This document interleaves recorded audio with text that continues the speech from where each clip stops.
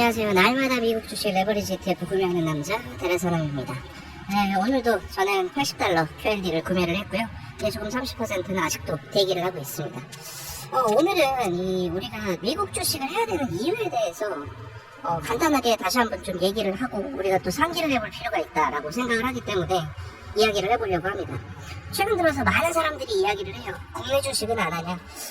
안타깝지만 저 같은 경우에는 국내 주식은 아직까지는 그렇게 선호하지 않습니다. 물론 좋지 않다는 건 아니에요. 국내 주식도 충분히 오를 수 있을 만한 그런 여지가 있고 굉장히 많은 기업들이 저평가가 되어 있다. 그거는 분명한 사실입니다. 하지만 제가 그럼에도 불구하고 미국 주식만을 지금 고집하고 있는 이유는 단 한 개예요.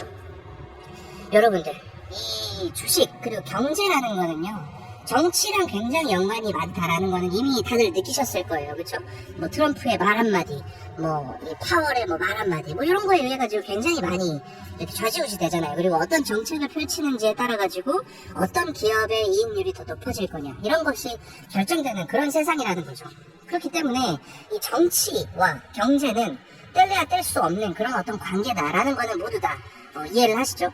자, 그러면 정치라는 거는요, 정치인들이 할 거 아니에요. 우리 국민의 대표라고 부를 수 있는 국회의원들이 할 거고요. 이 정치를 하기 위해서 정치인들이 가장 중요하게 생각하는 건 뭘까요? 정치인들이 가장 중요하게 생각하는 건 표심입니다.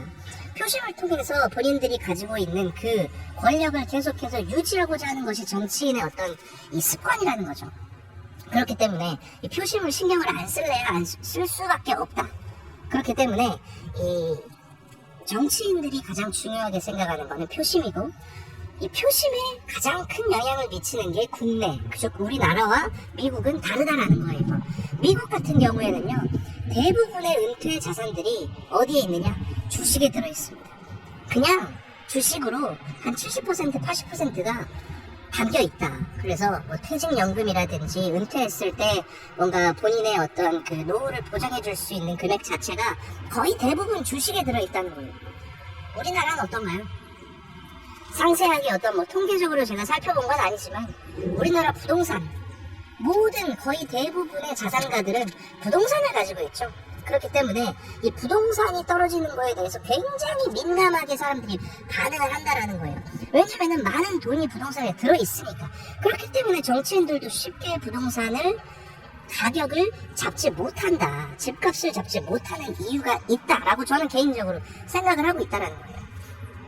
정리를 해보자면 정치는 경제와 굉장히 큰 연관이 있고, 그 정치인들은 가장 신경 쓰는 거는 표심인데, 우리나라 같은 경우에는 부동산을 고려하지 않을 수밖에 없고, 그렇게 되면 부동산이 1순위고 그 다음이 주식이라는 거예요.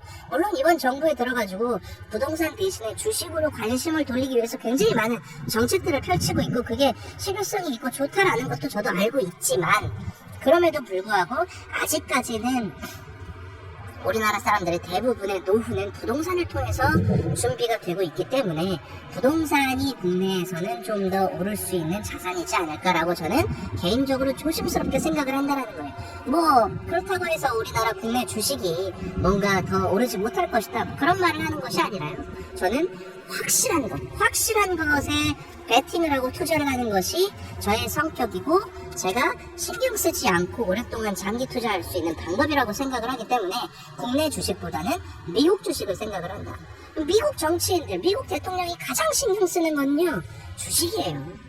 주식, 나스닥 지수, S&P 500 지수, 그 지수가 얼마나 상승했느냐, 본인이 임기 동안에, 이거를 정말 큰 업적처럼 이야기를 한다는 거예요, 대통령들이.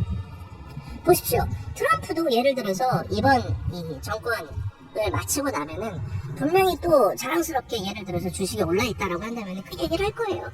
내 임기 동안에 주식이 몇 프로가 올랐고, 그렇기 때문에 뭐가 좋고, 이러면은요, 예를 들어서 내가 이제 곧 은퇴를 앞두고 있는 그런 어떤 직장인이다. 근데 내 은퇴 자산이 2배 올랐다. 이 사람이 내가 어떤 정치적인 성향을 갖고 있는지는 중요하지 않고, 올랐다 생각해보세요.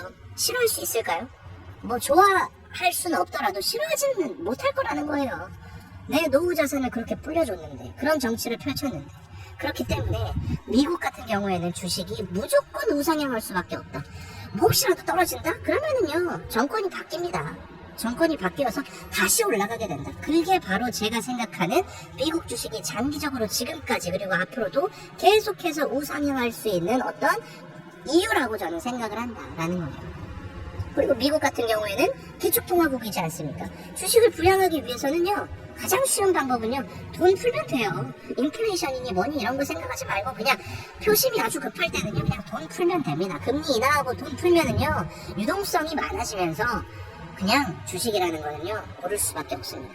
이 주식이 오른다라는 거는 다른 말로 하자면은 기업의 가치가 올라갔다라기보다는 화폐 가치가 하락을 한다. 화폐 가치가 하락을 해서 주식이 오를 방법밖에 없다. 뭐 그렇기 때문에 저는 걱정하지 않습니다. 오늘도 QLD를 80달러를 매집을 합니다. 제 계좌가 계속해서 이렇게 오르고 있고 최근 들어서 굉장히 좋은 움직임을 보이죠. 저는요,